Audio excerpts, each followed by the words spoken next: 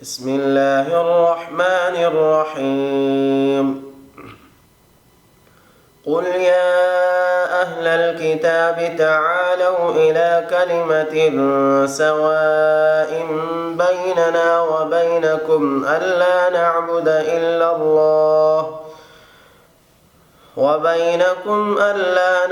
إلا الله ولا نشرك به شيئا ولا يتخذ بعضنا بعضا أربابا من دون الله فإن تولوا فقولوا اشهدوا بأننا مسلمون.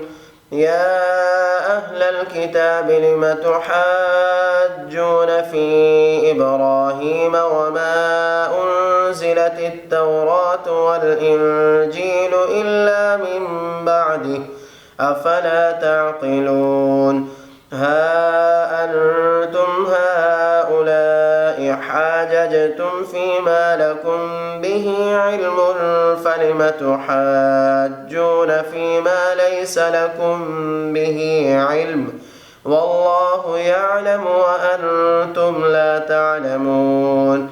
ما كان إبراهيم يهوديا ولا نصرانيا ولكن كان حنيفا مسلما وما كان من المشركين. إن أولى الناس بإبراهيم للذين اتبعوه وهذا النبي والذين آمنوا والله ولي المؤمنين.